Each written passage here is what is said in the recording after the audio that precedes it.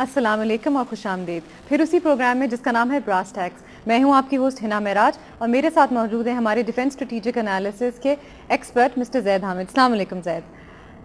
اس programme کے بارے میں آپ جانتے ہیں یہ پروگرام کرنٹ افیئرز نہیں ہے. This is a programme on defence and strategic analysis. ہم نے اپنے پچھلے پروگرامز میں بات کی تھی یو ایس فارن پالیسیز کے 6 اسٹریٹجک یعنی مین آبجیکٹیوز کے بارے میں. Number 1 security and defence of Israel یعنی کہ اسرائیل کا دفاع. Number 2 control of global fuel assets. Number 3 control of global waterways and trade routes. Number 4 destruction of political ideology of Islam.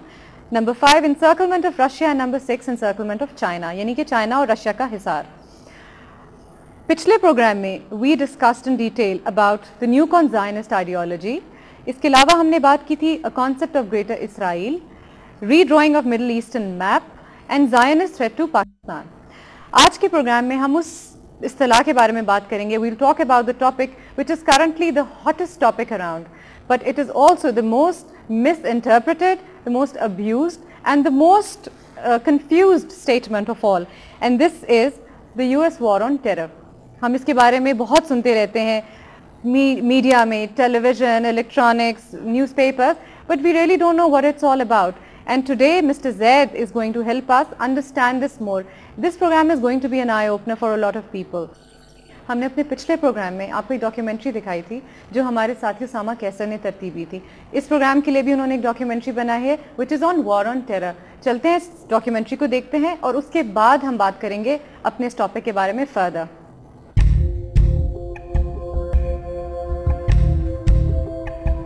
سانحہ 9/11 کے ایک ماہ بعد 7 اکتوبر 2001 کو بش انتظامیہ کی افغانستان پر مسلط کی جانے والی جنگ تاحال جاری ہے. اس جنگ کو امریکی صدر بش کی بالادستی کی مہم کا نقطۂ آغاز قرار دیتے ہوئے وار آن ٹیرر کہا گیا. افغانستان پر امریکی جہریت کے معلوم مقاصد اسامہ بن لادن کی گرفتاری, القاعدہ کا صفایا اور طالبان حکومت کا خاتمہ تھا جو القاعدہ جنگجوؤں کے لیے محفوظ تربیتی کیمپوں کی مہمانداری کے ذمہ دار قرار دیے گئے تھے. امریکی اور برطانوی افواج کی سربراہی میں اتحادی افواج نے نہ صرف فضائی بمباری کے ذریعے حملوں کا آغاز کیا بلکہ دوسری جانب زمینی پیش قدمی کے لیے بھی ابتدائی طور پر شمالی اتحاد کی مدد حاصل کی. امریکی افواج کی سرکردگی میں اتحادی افواج کو آپریشن انڈیورنگ فریڈم کے لیے پاکستان نے ہر ممکن لاجسٹکس اور انٹیلیجنس امداد فراہم کی. وار آن ٹیرر کے نام سے شروع ہونے والی جنگ میں پاکستان نے ابتدائی طور پر 2 مقاصد کے حصول کے لیے شرکت کی. پہلا مقصد غیر قانونی قرار دیے گئے جہادی عناصر کی بیخ کنی, جبکہ دوسرا مقصد افغانستان سے ملحقہ سرحدی علاقوں سے القاعدہ کو جڑ سے اکھاڑ پھینکنا تھا. اسی بنا پر افغانستان میں طالبان کی حکومت کے خاتمے اور اتحادی افواج کے مکمل قبضے کے فوراً بعد پاکستان نے 2004 میں قبائلی علاقوں میں بڑے پیمانے پر عسکری کارروائی شروع کی اور عسکریت پسندوں کے ٹھکانوں پر پوری قوت سے سیکیورٹی فورسز نے حملے کیے. گزشتہ 4 سالوں کے دوران 700 سے زائد پاکستانی سیکیورٹی فورسز کے افراد شہید ہوئے, جبکہ سینکڑوں کی تعداد میں عسکریت پسند مارے گئے اور اتنے ہی گرفتار کیے گئے جن میں سے نصف کے قریب امریکہ کے حوالے کر دیے گئے.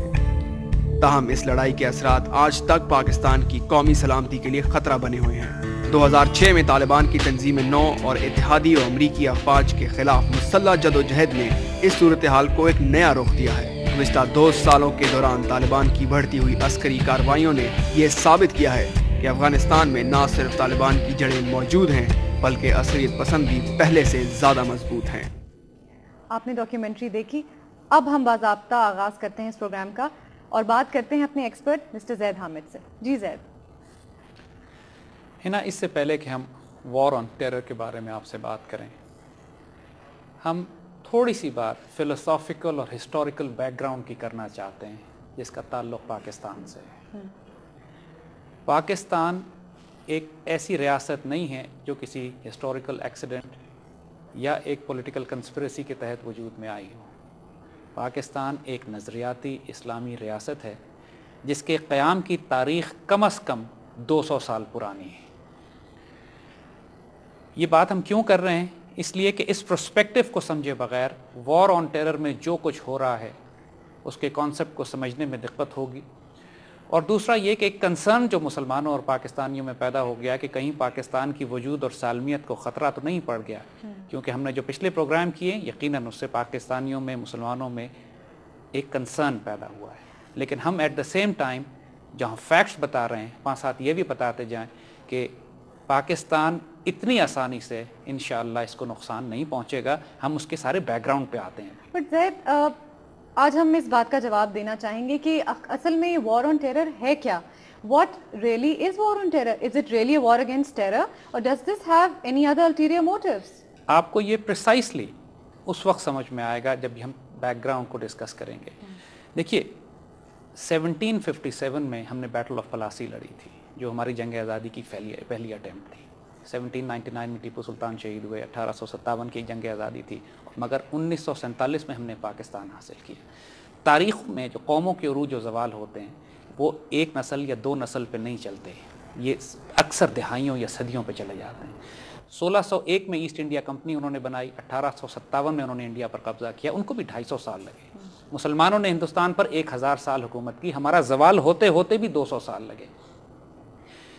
قوموں کے عروج و زوال ایک نسل، جیسے بات کی ایک نسل چند دہائیوں کے نہیں ہوتے، یہ جلد بازی کا کام نہیں ہوتا ہے. اس میں ایک تقدیر بنتی ہے، قومیں بنتی ہیں، تاریخ لکھی جاتی ہے، بڑے لوگوں کی کنٹریبیوشن ہوتی ہے. پاکستان کا قیام علامہ اقبال کے 2 خوابوں کی تعبیر تھی. پہلا انہوں نے ویژن دیا کہ اس علاقے میں مسلمانوں کی ایک خطے میں ایک ریاست قائم کی جائے. ان کا دوسرا ویژن یہ تھا کہ یہ ریاست مرکز بنے مسلمانوں کا، جہاں سے اسلام کی نشت ثانیہ یا اسلام کے عروج کے لیے ایک لانچ پیڈ مسلمانوں کو مل سکے. کوئی بھی ریاست جب وجود میں آتی ہے اس کے 3 نظریات، اس کے 3 ایلیمنٹس ہوتے ہیں.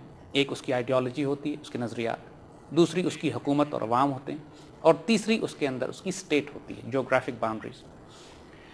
1940 میں جب ہم نے ریزولوشن پاس کی تو اس وقت نہ ہمارے پاس حکومت تھی، نہ ہمارے پاس ریاست تھی، ہمارے پاس نظریات تھے. زید، ویل کنٹینیو فرام ہیئر. وقت ہوا ایک بریک کا، ملتے ہیں بریک کے بعد.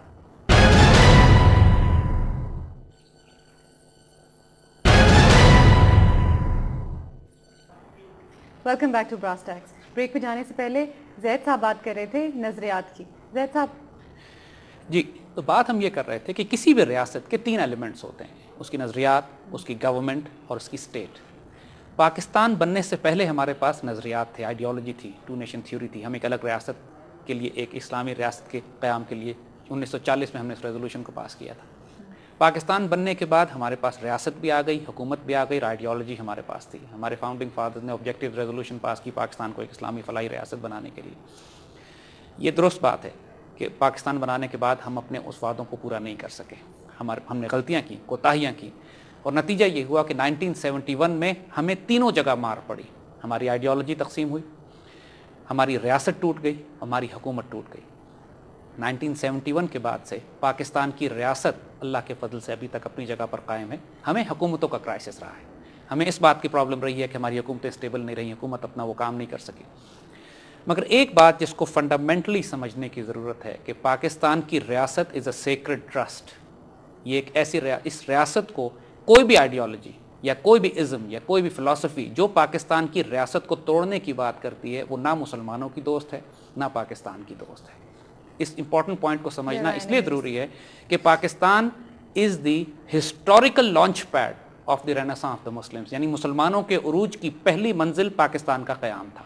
یہ ہماری 200 سال پرانی اسٹرگل ہے. 1000 سال ہندوستان پر حکومت کرنے کے بعد جو ہمارے 200 سال کی اسٹرگل رہی ہے اپنے آپ کو آزاد کرانے کے لیے، اس کا مرکز ہمیں پاکستان کی شکل میں دیا گیا ہے. So Pakistan is not an ordinary state. اس ریاست کو سیکرڈ ٹرسٹ ہے. جو کوئی مسلمان، ہم لوگوں نے آپس میں جیسے کہا کہ بہت غلطیاں کی ہیں، لیکن جب تک کسی شخص یا کسی گروہ یا کسی جماعت کی آئیڈیالوجی یہ ہے کہ ہم آپس میں رہ کر جھگڑ کے لڑ کے اس مسئلے کو ٹھیک کر لیں گے اور پاکستان رہے گا، جس طرح اقبال نے کہا پیوستہ رہ شجر سے امید باہر رہ، ٹھیک ہو جائے گا معاملہ. لیکن اگر کوئی یہ سمجھتا ہے کہ اس پاکستان نے ہمیں کچھ نہیں دیا، اس پاکستان نے وہ مقاصد حاصل نہیں کیا اور اس کا علاج یہ ہے کہ اس ملک کو توڑ دیا جائے، تو وہ نہ مسلمانوں کا دوست ہے نہ وہ پاکستان کا دوست ہے. تو this has to be understood very clearly. Part 1. اب ہم آتے ہیں دوسرے نقطے کو سمجھنے کے لیے. پہلا نقطہ ہمارا یہ تھا کہ پاکستان کی ریاست سیکرڈ ہے. دوسری بات جس پر ہم آ رہے ہیں وہ یہ ہے کہ پاکستان کے مسلمان گناہگار تو ہو سکتے ہیں مگر نہ یہ کافر ہیں اور نہ یہ منافق ہیں. یہ بات ہم کیوں کہہ رہے ہیں؟ یہ اس لیے ضروری ہے کہ جب ہم آگے جا کے وار آن ٹیرر کی ڈائنامکس کو اسٹڈی کریں گے تو اس میں یہ ایلیمنٹ ضروری آئے گا. پاکستان کے لوگ اللہ اور اس کے رسول صلی اللہ علیہ وسلم سے محبت کرنے والے ہیں. ہم گناہ گار ہیں, غلطیاں بہت کی ہم نے, پاکستان کی ریاست نے غلطیاں کی, پاکستان کے عوام نے غلطیاں کی, لیکن یہ غلطیاں صرف حکومت کی نہیں ہیں, ہمارے معاشرے نے غلطیاں کی, ہمارے علماء نے غلطی کی, ہمارے تھنکرز, فلاسفرز, میڈیا نے غلطیاں کی. مگر اس کے باوجود یہ لوگ مسلمان ہیں. اس کو اگر کوئی یہ کہے کہ پاکستان کے لوگ کافر ہو چکے ہیں یا منافق ہو چکے ہیں, لہٰذا پاکستان کے لوگوں کو بے دریغ قتل کیا جا سکتا ہے, تو یہ جو کوئی بھی یہ کر رہا ہے, چاہے کسی آئیڈیالوجی, کسی جھنڈے کے تحت کرے, کسی جھنڈے کے تحت کرے, وہ زائنسٹ کا ایجنڈا سرو کر رہا ہے, جس کے بارے میں ہم نے پچھلی بار جس کے بارے میں ہم نے بات کی تھی. تو جب یہ دو پیرامیٹر اب ڈیفائن ہو جاتے ہیں تو اب ہم اس کے بعد آئیں گے وار آن ٹیرر کی طرف. وار آن ٹیرر. میرا ایک چھوٹا سا سوال آپ سے ہے کہ آخرکار 9/11 کیا تھا؟ What is 9/11؟ آپ کو 9/11 کا جواب دینے سے پہلے ہم تھوڑا سا اس کے پس منظر میں لے کے جائیں گے. کچھ ایونٹس ہوئے ہیں which led to 9/11. 9/11 بذات خود ایک سٹارٹنگ پوائنٹ نہیں تھا. 9/11 ایک بہانہ تھا کسی چیز کو شروع کرنے کا, لیکن وہ کیا ایلیمنٹس تھے جن کی وجہ سے 9/11 ہوا, آج ہم ان کو ڈسکس کرتے ہیں. اور یہ بڑے انٹرسٹنگ اور بڑے انسپوکن قسم کے ایبسلیوٹلی. ایک زائنسٹ تھنک ٹینک ہے امریکہ میں جس کا نام ہے if I say American Enterprise Institute. American Enterprise Institute is a Zionist think tank جس نے ایک پروجیکٹ شروع کیا تھا جس کا نام تھا project for new American century. یعنی یہ ایک philosophical, historical, military, economic paper develop کیا انہوں نے, جس میں انہوں نے ایک ویژن دیا کہ جب 21ویں صدی شروع ہوگی تو امریکہ 21ویں صدی پر پورا کنٹرول اور قابو کس طرح پا سکتا ہے. یہ وہ ویژن تھا جس کو اچیو کرنے کے لیے انہوں نے بہت پلاننگ کی. بہت ان کی ساری جو U S foreign policy objectives تھے اس ویژن کے تحت بنائے گئے. وہ جو 6 آبجیکٹیو ہم نے پہلے ڈسکس کیے تھے وہ سارے کے سارے آلموسٹ اس ڈاکومنٹ میں. یہ کس ٹائم فریم کی بات ہے؟ یہ 96-97 کی بات ہے. It's not very far away. This Zionist think tank is the prime mover behind developing the strategy کہ جو امریکہ نے 21ویں صدی میں ڈپلوائے کرنی تھی. آپ گوگل پہ جائیے اور امریکن انٹرپرائز انسٹیٹیوٹ ٹائپ کیجیے, دیکھیے کیا نکلتا ہے. اور project for new American century, اس میں وہ ذکر کرتے ہیں کہ اگر ہم نے پوری دنیا میں خوریز جنگیں کرنی ہیں تو وہ ہم پوری امریکن قوم کو اس وقت تک بیدار نہیں کر سکتے اپنے ساتھ جب تک کہ ہمارے ساتھ ایک پرل ہاربر نہ کیا جائے. یعنی second Pearl Harbor reference to second world war, جب جاپانیوں نے پرل ہاربر پہ حملہ کیا اور اس کے بعد پوری امریکن قوم جو تھی وہ دوسری جنگ عظیم میں ان کے ساتھ آ گئی. یہ مینشن کرتے ہیں کہ ہمیں ایک پرل ہاربر کی ضرورت ہے اور وہ پرل ہاربر ہمیں, اور obviously it's very clear کہ if the Pearl Harbor is not there, they are going to create one. So yes, absolutely. اچھا, دوسرا سوال اس میں ایک جو اس کے ساتھ یہ آتا ہے کہ 98 اور 97 کے آس پاس میں ایک بڑی دلچسپ بات جو کہ اس کے ساتھ ریلیٹڈ ہے وہ یہ کہ طالبان امریکہ سے براہ راست ڈائلاگ اور گفتگو میں انگیج کر رہے تھے. یہ عجیب سی بات لوگوں کو لگے گی کہ طالبان اور امریکہ کے کیا نیگوسیشنز تھے. طالبان ڈیلیگیشن امریکہ گیا, ایک امریکن آئل کمپنی یونیکال جو کہ ترکمانستان سے لے کر افغانستان اور گوادر تک ایک آئل گیس پائپ لائن بچھانا چاہ رہی تھی, اور انہوں نے طالبان کو انگیج کیا. یہ جو کہا جاتا ہے کہ طالبان دنیا سے بات نہیں کرتے تھے, ملا عمر نے اپنی ٹیم بھیجی, ڈیلیگیشن بھیجا, امریکہ گئے, بڑی نیگوسیشنز ہوئی ان کے آپس میں, اور for some reason these negotiations broke down. Taliban did not agree to the terms and the conditions that were offered to them, اور یہ نیگوسیشنز 97-96 وغیرہ میں between Taliban and Unocal broke down. اس کے بعد یونیکال نے 98 میں تقریباً یو ایس کانگریس کی سلیکٹ کمیٹی کو ایک بریفنگ دی. اس میں انہوں نے ایک پوری پریزنٹیشن دی اور اس میں انہوں نے یہ کہا کہ چونکہ طالبان سے ہمارے ڈسکشنز بریک ڈاؤن ہو چکے ہیں اور ہم کو ایشیا وسطی کے گیس کے ذخیروں کی ضرورت ہے, اور سب سے شارٹ رستہ ان ذخیروں کو حاصل کرنے کا یہ ہے کہ اس کو افغانستان ترکمانستان کے رستے نیچے لا کے گوادر سے ملایا جائے, لہٰذا ہمیں ایک رجیم چینج کی ضرورت ہے افغانستان میں. یہ 98 کی بات ہے. اس وقت میرے ذہن میں ایک بہت امپورٹنٹ اور ایک بہت انٹرسٹنگ کویشچن ہے, بٹ وہ کریں گے ہم بریک کے بعد. چلتے ہیں بریک پر, ملتے ہیں اس کے بعد. Welcome back to brass Tacks after the break, and now it's the time for my question, and the question is very simple, very basic and yet very essential. What is the difference between al Qaeda and Taliban? Al Qaeda اور طالبان سے پہلے تھوڑی سی ایک بات میں صرف اور add کر دوں کہ جو ہم یونیکال کی بات کر رہے تھے, ایک بڑی انٹرسٹنگ بات جو کہ ہمارے لوگوں کو نہیں معلوم ہے کہ امریکہ نے افغانستان پر قبضہ کرنے کے بعد جس شخص کو وہاں اپنا نمائندہ بنایا وہ یونیکال کا ملازم تھا, Hamid کارزائی. the president of Afghanistan was a employee of UNICOL. इससे आप UNICOL का इन्फ्लुएंस देख लें कि जो US फॉरेन पॉलिसी पर इन्होंने किया हुआ है। तालिबान और अलकायदा का आपने सवाल किया, देखिए तालिबान अफगान मुजाहिदीन की औलाद है, उनके बच्चे हैं। Taliban were ruling Afghanistan since 96, इनके बाप दादा ने सोवियत इन्वेजन के खिलाफ अफगानिस्तान में जिहाद किया था। नस्ल दर नस्ल 80s ये 90s में प्रोड्यूस हुए। अलकायदा उन अरब लोगों की जो पूरी अरब दुनिया से आकर अफगानिस्तान में उस वक्त उन्होंने जहाद में कंट्रीब्यूट किया था, ये उनके रेमनेंट्स हैं।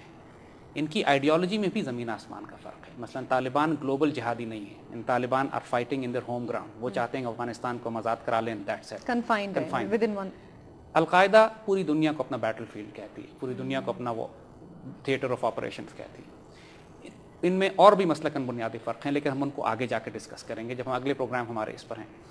फिलहाल हम बात है, जिस तरह हम बात कर रहे थे कि हम प्री 9/11 कुछ इवेंट्स की हम बात कर रहे थे कि पहला इवेंट ये कि अमेरिकन पॉलिसी इंटरप्राइज इंस्टीट्यूट ने एक डॉक्यूमेंट निकाला, उसके बाद तालिबान के साथ इनकी नेगोशिएशंस ब्रेक डाउन हो गई। फिर एक इवेंट और भी हुआ, तालिबान ने उस ज़माने में फ़ैसला किया, ये 9/11 से पहले की बात है जैसे हम कर रहे हैं, कि उन्होंने कहा अफगानिस्तान में फ़ैसला किया कि हम बुद्धा के स्टैचूज़ को तोड़ देंगे अफगानिस्तान। इसकी वजह से तालिबान के ताल्लुकात मुस्लिम दुनिया से खासे ख़राब हो गए। पाकिस्तान और सऊदी अरेबिया ने, दूसरे कुछ मुल्कों ने उनको रिकग्नाइज़ किया हुआ था, मगर इसके बावजूद तालिबान की बाकी मुस्लिम दुनिया से कोई बहुत अच्छे ताल्लुकात नहीं थे। बुद्धा के स्टैचूज़ तोड़ने का जो इशू खड़ा हुआ, इससे पूरी दुनिया में एक मजाक बना मुसलमानों का और तालिबान का। बड़ा इनको समझाने की कोशिश की गई कि साहब आप पहले मुसलमान नहीं हैं अफगानिस्तान में, इस 1400 साल से अफगानिस्तान मुसलमान मुल्क है, यहाँ सहाबा गुजर के गए, बड़े बड़े उलमा और बड़े बड़े स्कॉलर्स और बड़ी बड़ी एम्पायर मुसलमानों की आई हैं, किसी ने बुद्धा के स्टैचूज़ को नहीं छेड़ा, नहीं देखने में आई। तो वो एक ऐसा एलिमेंट था कि जिसकी वजह टू बी ऑनेस्ट अभी तक किसी को समझ में नहीं आई कि तालिबान ने इसको क्यों तोड़ा। तालिबान ने बुद्धा के स्टैचूज़ को तोड़ने की वजह से, और इस बात से भी कि उन्होंने पाइपलाइन का प्रोजेक्ट इनकार कर दिया था, पाकिस्तान और सऊदी अरब से भी उनके ताल्लुकात खासे ख़राब हुए। ये सब प्री 9/11 रिलीजियस था मोटिव या एक पॉलिटिकल या इकोनॉमिक? It is immaterial. इसी एक बात समझने की ज़रूरत है कि तालिबान सीधे सादे लोग थे, वो कनिंग और क्रुक लोग नहीं थे। मुल्ला उमर के बारे में हम बड़ा सेफली कह सकते हैं कि लोगों को उनके नज़रियात से इख्तलाफ हो सकता है। He was a hard core man, he was a hard Pashtun, but he was a very courageous, honorable and dignified man. So you are praising him? Ji, I'm praising him. इसलिए कि मुल्ला Umar was not a terrorist. ना वो दहशतगर्द था, ना वो दहशतगर्द है। उसकी problem hard headedness थी, वो सख्त मिजाज आदमी, सख्त दिमाग आदमी था, और जो उन्होंने नजरियात बना लिए थे उस पर वो कॉम्प्रोमाइज नहीं करते थे। लेकिन you have to give him the credit, he was a dignified man. अब आइए आपके ओरिजिनल सवाल की तरफ कि 9/11 क्या था। देखिए, as a professional security and defence analyst भी हम ये बात कर सकते हैं कि 9/11 का जो ऑपरेशन था उसको कंडक्ट करने के लिए जब तक कि कोई बहुत बड़ी खुफिया तंजीम या सीक्रेट सर्विस या कोई हुकूमत इसमें इन्वॉल्व ना हो, इस ऑपरेशन को कंडक्ट करना नामुमकिन था। It is not possible. Grand level पे, इट्स अ ग्रैंड लेवल। ये बात हम सिर्फ नहीं कह रहे हैं, पूरी दुनिया ये बात कहती है। उनके अपने लोग आला तरीन जहन, scientist, media analyst, security analysts, thinkers, filmmakers, they are producing this, that this operation could not have been conducted by Al-Qaeda sitting और Osama sitting in Afghanistan. मगर इसके कुछ sinister aspects हैं जिनको हम अब थोड़ी देर में डिस्कस करते हैं। When these operations took place in America, कुछ बड़ी अजीब व गरीब बातें हुई। मिसाल के तौर पर आज तक इसकी इंक्वायरी अमेरिकन गवर्नमेंट ने नहीं करवाई। यानी a person like Henry Kissinger was appointed as head of the inquiry commission और तीसरे दिन वो रिजाइन करके घर चला गया। दूसरी बात, ये ऑन रिकॉर्ड अवेलेबल है कि जब ये 9/11 के हमले हुए भी नहीं थे और उनसे चंद मिनट पहले से इसराइली टीम्स न्यू जर्सी में मौजूद थी and they were filming the entire operation, और इस ऑपरेशन के बाद दे स्टार्टेड टू सेलिब्रेट, और इनको FBI ने गिरफ्तार किया। और ये ऑन रिकॉर्ड नेट पे भी अवेलेबल है ये इन्फॉर्मेशन, और FBI के रिकॉर्ड में भी है कि Israelites were filming this operation, they were celebrating this and they were behaving according to the US police in a very strange manner. So it's all premeditated. Inquiry क्यों रुकवाई गई? इसी Americans have a habit कि दुनिया में कहीं भी इनके interest पे हमला हो तो उसकी बड़ी इंटेंस इंक्वायरी करवाई जाती है। There are certain incidents in the world जिसकी इंक्वायरी इन्होंने डिलिबरेटली रुकवाई है, and that's generate a very strong sense of suspicion कि क्या वजह है। मतलब जनरल ज़िया का जो क्रैश हुआ था, इसकी इंक्वायरी रुकवाई गई। 9/11 का जो इवेंट होता है, इसकी इंक्वायरी रुकवाई गई। And if you relate that with the American enterprise institute کی جو رپورٹ کہ ہمیں ایک پرل ہاربر کی ضرورت ہے. So this fits very well into this profile کہ دس 9/11 از اے کنسپریسی. یعنی کنسپریسی تھیورسٹ کی صرف بات نہیں ہے, it intellectually professionally from a security perspective it doesn't make sense. This ابھی تک اس کے بارے میں بڑے بڑے سوال باقی ہیں. So it leads us to believe there is somebody very powerful is definitely involved in doing this. یہاں میں کچھ کہنا چاہوں گی کہ کچھ دن پہلے میں ایک پریزیڈینشیل ڈیبیٹ دیکھ رہی تھی جس میں کانگریس مین ران پال, ان کا یہ بیان تھا کہ we have to stop this interventionist politics and he said that we have invited 9/11 upon ourselves as a pretext to attack other countries. جی یہی بات ہے کہ دیکھیے امریکہ میں اس وقت جو فارن پالیسی آبجیکٹیو یا پلیئرز ہیں وہ موسٹلی زائنسٹ ہیں, لیکن ہر امریکی زائنسٹ نہیں ہے, ہر کانگریس مین زائنسٹ نہیں ہے. پہلے بھی جس طرح انگلینڈ میں George Galway British foreign policy کی دھجیاں اڑا دیتے ہیں, اس طرح خاصے لوگ امریکہ میں پرٹیکولرلی ران پال ایک نام ہے, آپ جائیے RONPAUL کے نام سے گوگل دیکھیے, اس کے بارے میں بہت کچھ نکل آئے گا. اب ہم جس چیز کی طرف آنا چاہتے ہیں وہ یہ کہ 9/11 کے بعد کیا ایونٹس ہوئے. سم ایونٹس جو 9/11 اور انویژن آف افغانستان کے درمیان میں ہوئے ان کو بھی ڈسکس کرنا بہت ضروری ہے, trying to understand what exactly happened after that. دیکھیے جیسے ہی 9/11 کا ایونٹ ہوتا ہے پوری دنیا میں ایک طوفان برپا کر دیا جاتا ہے اس بات پر کہ مسلمان دہشت گرد ہیں اور مسلمانوں کے خلاف ہم نے ٹارگٹ سلیکشن کرنی ہے. اب جو بحث US فارن پالیسی پلیئرز میں ہو رہی تھی وہ یہ کہ ٹارگٹ کس ملک کو پہلے کیا جائے. اسرائیلی لابی کے اپنے انٹرسٹ تھے, وہ چاہتے تھے کہ عراق یا ایران کو ٹارگٹ کیا جائے یا پاکستان کو پہلے ٹارگٹ کیا جائے. انڈین لابی کے انٹرسٹ یہ تھے کہ پاکستان کو پہلے ٹارگٹ کیا جائے. جو US فارن پالیسی کے اپنے پلیئرز تھے کچھ اپنے ان کے مقصد تھے, لیکن وہ یہ چاہتے تھے کہ افغانستان کو پہلے ٹارگٹ کیا جائے. وائی اس پہ ہم آگے آتے ہیں بھی. India actually started offering bases to the Americans, یعنی کیفیت یہ تھی کہ انڈیا اس وقت بیسز آفر کر رہا تھا امریکہ کو کہ آپ آئیے اور پاکستان پر حملہ کیجیے, پرابلم پاکستان کی طرف سے آئیے.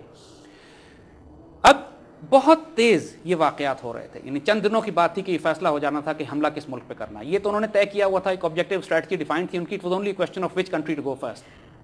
اس سے پہلے کہ اس پہ ہم بات کریں, I think we should take a break because وقت ہوا ایک بریک کا. ملتے ہیں بریک کے بعد. Welcome back to brass Tacks. Let's continue where we left of.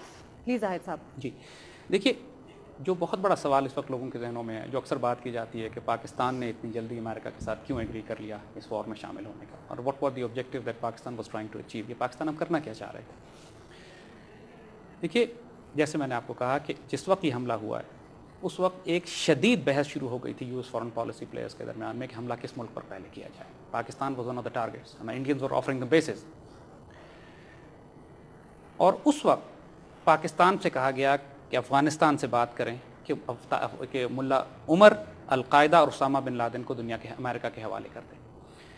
ملا عمر کا سٹینڈ یہ تھا کہ صاحب میرے پاس کوئی پروف نہیں ہے کہ 9/11 کے حملے اسامہ بن لادن نے کیے ہیں, کیونکہ اس وقت تک حال یہ تھا کہ اسامہ بن لادن کو ملا عمر نے کنٹین کر لیا تھا افغانستان میں. Taliban did not allow al Qaeda to operate freely in the world. ان کے وائرلیس سیٹس, کمیونیکیشن اکوپمنٹس وغیرہ سب لے لیے گئے تھے, اور بہت عرصے سے ملا عمر نے ان سے کہا تھا کہ آپ ہمارے مہمان تو ہیں لیکن ہم آپ کو دنیا میں آپریشنز نہیں کرنے دیں گے. بیکاز ملا عمر کو معلوم تھا یہ بات کہ اسامہ یا اس کے الائز جو ہیں وہ پوری دنیا کے مختلف ملکوں میں آپریشنز کرتے ہیں, شہروں میں کرتے ہیں, ایز سویلینز کے ٹارگٹس پہ کرتے ہیں, اور یہ ان کے لیے امبیرسمنٹ کریٹ کر رہا تھا. Taliban wanted to engage with the American. جب یونیکال ڈائیلاگ اور ڈسکشنز ان کا شروع ہوا تھا, یہ اسی وقت انہوں نے پروسیس شروع کر دیا تھا کہ انہوں نے اسامہ بن لادن اور القاعدہ کو کنٹین کیا تھا. امریکن کنڈیشنز یہ تھی. ملا عمر واز ویری شیور کہ طالبان کے ساتھ رہتے ہوئے اسامہ بن لادن نے 9/11 آپریشنز نہیں کیے. جیسے میں نے پہلے کہا کہ وہ تو ڈگنیفائڈ پشتون. اس نے پوچھا اسامہ سے, اسامہ ریفیوزڈ. اسامہ نے کہا میں نے نہیں کیے ہیں. This is initial stages post 9/11 pre invasion, یعنی حملے سے پہلے لیکن 9/11 سے پہلے. اس وقت اسامہ نے انکار کیا کہ ہم نے نہیں کیے. لہٰذا جب پاکستان نے اور سعودی عرب میں اور تمام دنیا نے پریشر ڈالا ان کے اوپر کہ آپ اسامہ کو ہمارے حوالے کر دیجیے, تو ملا عمر سیٹ کہ میں اس کو ایک انڈیپینڈنٹ مسلم شریعت کورٹ کے حوالے کرنے کو تیار ہوں اس صورت میں جب مجھے ثبوت دکھا دیے جائیں. This never happened. اب یہ وہ ٹائم آ چکا تھا, if Pakistan had not decided to side with the Americans. America اس وقت ایک بدمست ہاتھی کی طرح پریکٹیکلی ہر چیز کو تباہ کرنے پہ تلا ہوا تھا, اور کنسیڈرنگ دا فیکٹ یہ ڈسکشن ہو رہی تھی کہ پاکستان کو پہلے ٹارگٹ سلیکشن کے طور پہ لیا جائے, ڈیفینیٹلی دا پینک گرپڈ اسلام آباد. اس میں کوئی شبہ نہیں ہے. جو ڈیسیشنز لیے گئے اس میں بہت شدید غلطیاں بھی تھیں, لیکن I can understand in retrospect کہ جو اس وقت لوگوں نے فیصلے کیے اس کی ایک لاجک سمجھ میں آتی تھی. پہلی بات اس کی ایک وجہ اور بھی تھی, اور یہ سب سے بڑی وجہ جو میں سمجھتا ہوں کہ اس ڈیسیشن کو لینے کی, اور جس میں پاکستان میں غصہ بھی آ گیا پاکستان کے فورن سیکورٹی پلانرز میں, وہ یہ کہ جب افغانستان پر حملہ یقین ہو گیا کہ ہونے والا ہے, اس سے کچھ پہلے اسامہ بن لادن نے ایک انٹرویو ریلیز کیا جس میں اس نے کہا کہ میرے پاس نیوکلیئر ویپنز ہیں اور میں یہ نہیں بتاؤں گا کہ وہ ہتھیار کہاں سے آئے تھے. یہ بہت ایک فیمس انٹرویو ہے. اس انٹرویو کی وجہ سے لٹرلی پاکستان پر قیامت برپا ہو گئی, یعنی یہ اس وقت کنفرم کر دیا اس ایلیگیشن کو آلموسٹ, جو کہ زائنسٹ پاکستان کے خلاف لگا رہے تھے کہ پاکستان نے اپنے ویپنز القاعدہ کو دے دیے. اور دلچسپ بات یہ ہے کہ اس انٹرویو کو پروپیگیٹ کرنے والے بھی زائنسٹ کنیکشنز تھے. Now on one hand Osama was giving interview to Zionist connections. It was very obvious that what Osama wanted at that time was کہ یہ اٹیک جو افغانستان پر آ رہا ہے اس کو پاکستان پر بھی لے لیا جائے, یا ڈائیورٹ کیا جائے یا پاکستان کے ساتھ اس کو لے لیا جائے. And this was a dangerous move for Pakistan's integrity and security. اس چیز نے ڈیفینیٹلی پاکستان کو بھڑکا دیا. اور جو ڈیسیشنز لیے گئے اس کے بعد کہ پہلے جو کسی حد تک ہم کوشش کر رہے تھے کہ طالبان کو انگیج کیا جائے, نیگوشیٹ کیا جائے, almost everything broke down after these events that took place, اور Pakistan sided with the Americans in this war. لیکن اس میں بھی کچھ جو منیمم کنڈیشن جو اس وقت لگائی جا سکیں, ایک یہ تھی کہ پاکستانی فورسز افغانستان میں نہیں جائیں گی, اور دوسرا یہ کہ Pakistan will operate only in its own area and US forces will not do actions in Pakistan, اور صرف US کو logistics اور basic support دی جائے گی. So this was the condition done at night. What in your opinion are the classical mistakes that Pakistan did while siding with America? جی اب retrospect میں دیکھیں تو بات بڑی واضح ہو جاتی ہے. پاکستان نے اس وقت جو جلد بازی میں اور پینک میں غلطیاں کی, مثال کے طور پر آپ نے جب امریکہ کے ساتھ انگیج کیا اس وار میں, تو آپ نے سب سے بڑی غلطی یہ کی کہ آپ نے وار آن ٹیرر کی, ٹیررزم کی ڈیفینیشن نہیں دی. You did not define what terrorism is. دیکھیے you had to agree to a term. What are you fighting against? آپ اپنے آپ کو فرنٹ لائن اسٹیٹ تو کہتے ہیں, لیکن کس کے خلاف لڑ رہے ہیں؟ enemy has to be defined. آپ طالبان کسی بھی ڈیفینیشن سے ٹیررسٹ نہیں تھے, لیکن ہم نے جب ایک آپریشن کرنا شروع کیا تو طالبان اور القاعدہ میں ہم نے قطعاً فرق نہیں کیا. So they all fell in one category. They all fell in one major mistake. Number 2, ہم نے امریکہ کے ساتھ ٹرمز آف انگیجمنٹ ڈسکس نہیں کی. ٹرمز آف انگیجمنٹ کا مطلب ہے کہ ہماری شرائط کیا ہوں گی, کتنا کام ہم کریں گے, کتنا نہیں کریں گے, اس سے آگے آپ نہیں جا سکتے. لہٰذا اس کی بات اوپن اینڈڈ ریلیشن شپ جس میں جو وہ چاہتے تھے ہم پہ سختیاں کرتے تھے. So we did not set any boundaries. We did not set any boundaries. یہ دوسری غلطی تھی. تیسری غلطی جو شاید سب سے بڑی غلطی تھی وہ یہ کہ فیصلہ پارلیمنٹ نے نہیں کیا تھا. اس فیصلے کو پارلیمنٹ کی طرف بھیجا جاتا تو حکومت پر بوجھ تقسیم ہو جاتا. فیصلہ حکومت, کیبنٹ, ایک فرد لوگوں نے لیا, اور اس کی وجہ سے ایک سیریس پرابلم یہ آئی کہ بعد میں nation was not on board. ایک کرائسس ہو گیا, ایک ملک کے اندر شدید اختلاف جو چلا, جو آج تک چل رہا ہے. اس کی وجہ یہ تھی کہ decision was taken by the government, not by the parliament, not by the people. یہ تیسری غلطی. What do you mean when you say government? The government, I mean government of that time. The government was obviously. So doesn't Parliament cabinet is part of the whole? The Parliament was not brought on board. It was a cabinet decision. It was Prime Minister, President, whatever. So it was isolated. It was an isolated decision. The nation was not on board. It was a unilateral decision. But one can understand it in retrospect now. Because time itna kam tha, the pressures which were there. اگر انہوں نے اس میں غلطیاں کی ہیں تو وہ غلطیاں انڈو کی جا سکتی ہیں ابھی بھی. Damage was done, agreed. Very serious damage has been done to Pakistan. اور اب ہم آگے ڈسکس کریں گے کہ what were the US objectives. Why did US decide to go into Afghanistan? یعنی پہلے وہ جو why Afghanistan? This is a very important question to understand. دیکھیے اگر آپ ایشیا وسطی کا اور پاکستان, ایران, افغانستان اس پورے ریجن کا نقشہ اٹھا کے دیکھیے, افغانستان کہاں پلیس ہوتا ہے؟ افغانستان از دا سینٹر. ایک طرف پاکستان ہے, ایک طرف ایران ہے, ایک طرف ترکمانستان ہے, ایک طرف سینٹرل ایشیا ہے, ایک طرف چائنا ہے. It holds a very strategic position. It holds a very strategic position.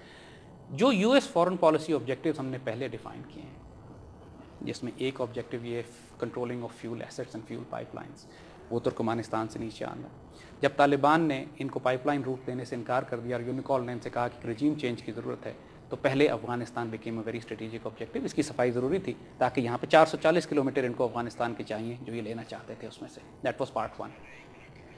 Number 2, ایک چیز جو بہت زیادہ ان کو پرابلم کر رہی تھی کہ ایران کے خلاف اگر یہ آپریشنز کرنا چاہتے ہیں, چونکہ Iran was a future target, تو اس کے لیے ایران کی پشت پہ پہنچنا ان کے لیے بہت ضروری تھا. نمبر 3 یہاں سے رہ کر یہ چائنا کی سافٹ بیلی یعنی اس کے وہ مسلمان علاقے جہاں چائنا میں پہلے ہی پرابلم ہو رہی ہے ان تک ایکسیس کر سکتے تھے اور وہاں بغاوتیں برپا کر سکتے تھے. تو ان کا بیس کیمپ بن رہا تھا. نمبر 4 یہ سینٹرل ایشیا کی سافٹ بیلی میں آتے تھے, یہاں سے یہ سینٹرل ایشیا کو کنٹرول کرنے کے لیے ان کے پاس ایک اچھا ایکسیس روٹ ملتا تھا. نمبر 5 یہ پاکستان سے یہاں پاکستان میں براہ راست مداخلت کر سکتے تھے جہاں یہ کرنا چاہتے تھے. اور پاکستان کے جو 2 میجر آبجیکٹو, بلوچستان میں یہ مداخلت کرنا چاہتے تھے. اس کی وجہ یہ ہے انہوں جب تک کہ پاکستان کی ریاست اپنی جگہ پر قائم ہے اس وقت تک پاکستان اور چین کے تعلقات ٹھیک ہی رہیں گے انشاءاللہ. I think we should hold that thought right there. Let's go on a break and we'll see you right after the break. Welcome back to Brass Tacks. Let's continue where we left. دیکھیے گوادر کی port Pakistan نے China کے ساتھ مل کر بنائی ہے اور یہ چائنیز استعمال کے لیے. گوادر کی پورٹ بنانے کا مقصد چائنیز یہ تھا کہ آپ جیسے ہم نے پہلے ڈسکس کیا تھا کہ چائنیز واٹر ویز جو ہیں ان کو امریکہ انٹرڈکٹ کر کے ان کو ڈسٹرب کر رہا ہے. گوادر کی پورٹ کا فائدہ چائنیز کو یہ تھا کہ یہاں سے لینڈ روٹ کے ذریعے شاہراہ قراقرم کے ذریعے چائنیز سامان پاکستان اس پورٹ سمندری پورٹ تک پہنچ سکتا ہے اور چائنا کو ایک آلٹرنیٹ کوریڈور مل جائے گا کہ جہاں سے چائنا سروائیو کر سکے. ناؤ دوسرا, پاکستان ایران کے ساتھ ایک گیس پائپ لائن بلڈ کر رہا تھا. پاکستان نے ایران سے بھی اپنے تعلقات خراب نہیں کیے تھے.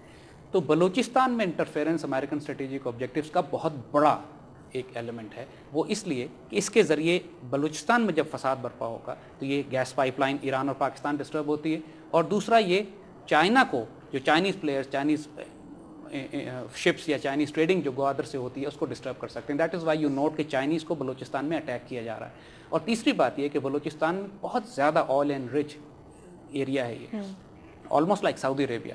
لیکن اس کو اس وقت یہ منع کرنا چاہتے ہیں پاکستان کو کہ یہاں پر کسی قسم کی ایکسپلوریشن نہ ہو سکے. لہٰذا بلوچستان لبریشن آرمی کے جو ایسٹس ہیں انہی کے علاقوں میں, خاص طور پہ کولو اور ناردرن بلوچستان میں, تو فی الحال all of them are under force majeure, یعنی وہاں پہ کوئی ڈیولپمنٹ نہیں ہو سکتی ہے. ہر کچھ دن بعد ہم سننے میں آتا ہے کہ gas pipeline has been blown up, something or the other happens. So اور دوسری طرف جو ایک پشتون سب نیشنلسٹ پلیئرز تھے, ایک بہت دلچسپ بات جو یہاں پہ نوٹ کرنے کی, میں آپ کو ایکسپلین کرتا ہوں, جو بہت دلچسپ بات نوٹ کرنے کی ہے وہ یہ کہ دیکھیے سوویت یونین جب اس علاقے میں آپریٹ کرتا تھا, جب وہ افغانستان میں موجود تھا, تو 2 بڑے ایسٹس ان کے ہوا کرتے تھے. ایک پشتونز تھے جو پختونستان بنانے کی بات کرتے تھے, سب نیشنلسٹ ان کو کہتے ہیں, جو پاکستان توڑ کے ایک الگ سیپریٹسٹ موومنٹ بنانا چاہتے ہیں. اور دوسرے بلوچ سب نیشنلسٹ تھے, بلوچستان لبریشن آرمی کے. یہ دونوں ایلیمنٹ آئیڈیولوجیکلی مارکسسٹ ہوا کرتے تھے. بالاچ مری واز ٹرینڈ ان ماسکو. اسی طرح جو سوویت کے دوسرے ایسٹس تھے پشتونوں میں, پشتون سب نیشنلسٹ, وہ they used to wear a red cap. میں بھی red cap پہنا ہوں, but this is because of winters, not because of ideology. It's not because of that. So they were always pro-Soviets. Russia کے ٹوٹنے کے بعد جو عجیب و غریب بات دیکھنے کی ہے کہ یہ سارے پرو سوویٹ ایسٹس اب پرو امریکن ایسٹس ہو چکے ہیں. Why? Because Americans are offering them the same deal which the Soviet Union used to offer them, یعنی Greater Balochistan and Greater Pashtunistan, which is basically means کہ پاکستان کے پشتون علاقے افغانستان سے ملا دیے جائیں, جس کے لیے ہمارے ٹرائبل ایریا میں بغاوت ضروری اور جس کے لیے بلوچستان میں ڈسٹربنس ضروری. سو اور ایک اہم پوائنٹ جس کو ہم مینشن کرنا چاہیں گے یہاں پہ, which is extremely critical, جو ابھی تک جس پہ آج تک کبھی ڈسکشن نہیں کی گئی ہے, کہ Afghanistan was made the hub of global opium and drug production. 90% drugs دنیا کی اس وقت افغانستان میں پیدا ہو رہی ہیں, اور یہ کہاں جا رہی ہیں, and most of them are being consumed in the Muslim countries all around Afghanistan. And what about United States? یہ بہت کم پروڈکشن ان کی یونائٹڈ اسٹیٹس کی طرف ڈائریکٹڈ ہے. یہ یہاں سے اب what we see is, what my assessment of the situation is, کہ new opium wars are being waged on the Muslim world. 1930s میں برٹن نے opium wars کی تھی چائنا کے خلاف. تو یہ ایک سوچی سمجھی ایک اور پلاننگ ہے. اس وقت کیونکہ the elements do not fit, because opium اتنی ساری کے ساری opium طالبان کے علاقے میں نہیں پیدا ہو رہی, بہت زیادہ ناردرن افغانستان میں بھی ہے جو کہ ان کے کنٹرول میں ہے, اور یہ کنزمپشن اس کی تمام کی تمام مسلمان علاقوں میں چاروں طرف بھیجی جا رہی ہے اور چائنا کی طرف بھیجی جا رہی ہے. سو what assessment is کہ Afghanistan has become a hub for all these strategic objectives, یعنی اس سے انٹرفیئر کر سکتے ہیں ریجن میں, oil and gas pipeline control کر سکتے ہیں, ایران کو تھریٹ کر سکتے ہیں, چائنا کو تھریٹ کر سکتے ہیں, اوپیم وارز لانچ کر سکتے ہیں. So Afghanistan was decided as the prime target کہ جہاں 9/11 کے بعد انہوں نے اٹیک کرنا ہے. گو کہ اسرائیلی زائنسٹ اور انڈین زائنسٹ کے آبجیکٹیو مختلف تھے, وہ پاکستان پر اٹیک لانا چاہتے تھے. And when this thing was known, Pakistan government panicked at that time. مگر the decision they took, objective was, جو ڈیسیژن اس وقت لیا گیا اس کا فیصلہ یہ تھا کہ یا طوفان سے خود ٹکرایا جائے یا اس کو افغانوں کی طرف بھجوا دیا جائے. اور افغانوں کی طرف بھیجنے کا ایک آبجیکٹیو یہ بھی تھا کہ دنیا کی جو بھی طاقت افغانستان میں گئی ہے اس نے اپنے آپ کو وہاں تباہ کروایا. So instead of taking the brunt on to yourself, You send them over to Afghanistan, let Afghans handle them. So in fact آج کے جو پچھلے 7 سال جنگ چلنے کے بعد یہ بات اب تقریباً واضح ہے کہ Americans are meeting the same fate which the Soviets met in Afghanistan. سید صاحب اس سے پہلے کہ ہم پروگرام کو ختم کریں میں چاہتی ہوں کہ آپ سمری دے دیں اس پورے پروگرام کا ایک اس کو ریپ اپ کر دیں اور یہ بھی بتاتے چاہیں کہ ہم نیکسٹ پروگرام میں کس بارے میں بات کریں گے. جی دیکھیے ٹو سم اٹ اپ ایک بات بالکل واضح کر لیجئے کہ 9/11 کا ایونٹ جو ہے وہ حادثاتی نہیں تھا. اس کے پیچھے کچھ بڑی پلاننگ تھی, اس کے پیچھے ایک US ویژن تھا جس کے تحت یہ ایونٹ کنڈکٹ کرایا گیا. اس کو پرل ہاربر کے طور پہ استعمال کیا گیا to mobilise the public opinion. اس کے ذریعے ایک دنیا میں ایک اوپینین بلڈ کیا گیا. وار آن ٹیرر کی ٹرم دی گئی. War on terror in reality is the achievement of 6 strategic US objectives جو ہم نے ڈسکس کیے ہیں, جو 21st سینچری میں ان کے آبجیکٹیوز ہیں. In real terms war on terror خرافات ہے. There's no such thing as war on terror. So you're outwardly rejecting it? Absolutely nonsense. What US war on terror is a grand strategic objectives for the 21st century. اس کا نہ تعلق اسامہ سے, نہ القاعدہ سے, نہ طالبان سے. یہ صرف چھوٹے چھوٹے مائل سٹونز تھے جن کو انہوں نے بہانہ بنا کے, جن کے ذریعے انہوں نے پوری دنیا میں اپنی گلوبل فورس ریپوزیشننگ کرنی ہے. دنیا میں فوجوں کو ultimate objective is the encirclement of China in Russia and destruction of political Islam in the middle, جو ہم نے ڈسکس کیا. دوسری بات یہ کہ جو ایونٹس 9/11 کے بعد ہوتے ہیں اس میں ایک بڑا امپورٹنٹ ایونٹ اور بھی تھا, وہ احمد شاہ مسعود کی اسیسینیشن تھا جو 9/11 سے پہلے ہوا ہے. احمد شاہ مسعود افغانستان کا ریزسٹنس کمانڈر تھا, he was a legendary resistance commander. اور ذاتی طور پر میں احمد شاہ مسعود کو جانتا ہوں. آئی اسپینڈ ٹائم ود ہم ان افغانستان ڈیورنگ دوز پیریڈ. اور میں بڑے اطمینان سے یقین سے کہہ سکتا ہوں کہ احمد شاہ مسعود کی اسیسینیشن امریکن انویژن سے پہلے ضروری تھی. وہ اس لیے کہ احمد شاہ مسعود the kind of fighter he was, kind of resistance fighter he was, I knew him. وہ کبھی بھی US invasion of افغانستان کو ایکسیپٹ نہیں کرتا. In what capacity did you know him? I spent time with him in Afghanistan. So it's a first-hand experience. It's a first-hand experience. I know him personally. We've been together in the same tent. So I can say it with great assurity کہ وہ ایک سخت nationalist leader تھا. وہ کسی صورت میں کسی فورن انویژن کو افغانستان پہ قبول نہیں کرتا. فیئرلیس مین. اور جس طرح ملا عمر ایک دلیر افغان ہے, ایک نڈر افغان ہے, اسی طرح احمد شاہ مسعود از اے لیجنڈری لائن آف پنشیر. اس پہ بھی کوئی شبہ نہیں ہے. یہ اختلاف ان کے ذاتی ہیں, یہ انقلاف ان کی افغانوں میں ہمیشہ عادت ہے آپس میں لڑنے کی. اگر آپ ایک نیوٹرل آبجیکٹیو آبزرور کے طور پہ بات کریں تو ان دونوں میں کوئی خرابی نہیں تھی. they were as good and as bad an Afghan as any Afghan can be. دوسری بات کہ پاکستان کے بارے میں یہ کہا جاتا ہے کہ ہم نے 9/11 میں امریکہ کا ساتھ دے کے بیڑا غرق کرا لیا اپنا بھی اور امریکہ کی پوری مدد کر دی. یہ بات درست نہیں ہے. ہم اگلے پروگرام میں جو ایشوز ہم ڈسکس کریں گے کہ ایک طرف اگر ہم نے US فورن پالیسی آبجیکٹیوز کو افغانستان میں کسی حد تک مدد بھی کی ہے تو دوسری طرف ہم نے ان کے گلوبل آبجیکٹیوز کا بیڑا غرق بھی کر دیا. تو ہم پروز اینڈ کونز, ہم نے پروز کی بات کی, in the next show we will talk about the cons. So this is the thing کہ ہم ان ایشوز کی بات کریں گے کہ جو ہم نے کیے ہیں انڈر دی امبریلا آف 9/11 جس کی وجہ سے US فورن پالیسی کو شدید تکلیف پہنچی ہے. انفیکٹ ان کا آبجیکٹیو ڈسٹرب ہو کے رہ گئے. آج ہم نے شارٹ کمنگز کی بات کی, آج ہم نے ان غلطیوں کی بات کی جو پاکستان نے کی, the فال آؤٹس.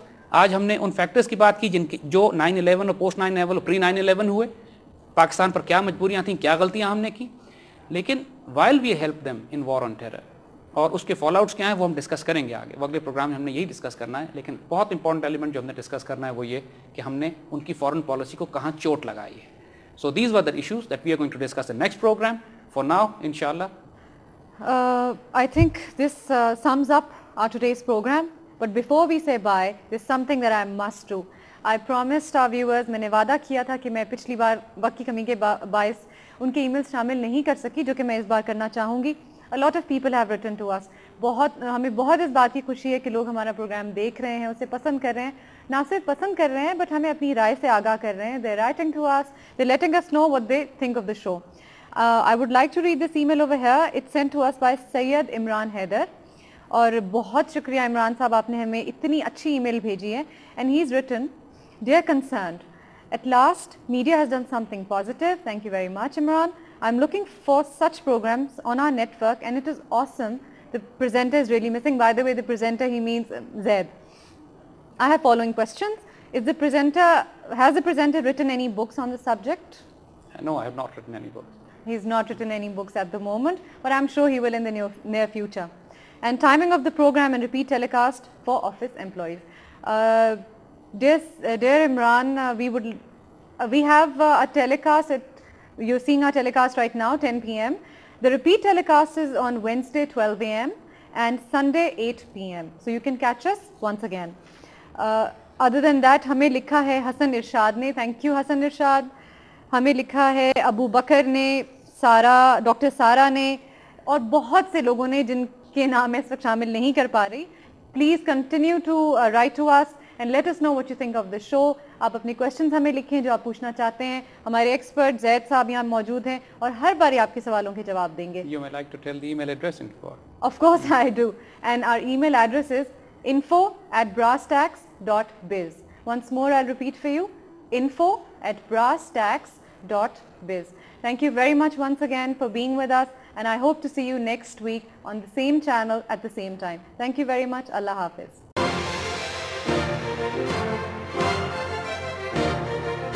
السلام علیکم. You watching the Luqman show. News 1 آپ کے لیے ہر روز یہ پروگرام لے کے آ رہا ہے. بھی آپ آتے ہیں ہمیشہ بری خبریں دیتے ہیں. ہمیشہ گورنمنٹ جو ہے وہ کرائسس میں ملتی ہیں. مشکلات اگر آتی ہیں تو اس کو ہمیں ایز اے قوم مل جل کر اس کے ساتھ ڈیل کرنا چاہیے. ہمت کریں سچ بولنے کی. ہمارا حق ہے کہ ہم احتجاج کریں. جب ہم پاکستان کی بات کرتے ہیں تو ہم پاکستان میں جس وقت سرکمسٹانسز چل رہے ہیں, پاکستان کے بننے کے بعد سے جو روایتیں تھوڑی عرصے میں پڑی تھی وہی روایتیں. ہم اس ملک کی وجہ سے ہم کیوں پیچھے رہ گئے, یہ آپ کو بھی مجھے بھی ہمیں خود سوچنا ہے.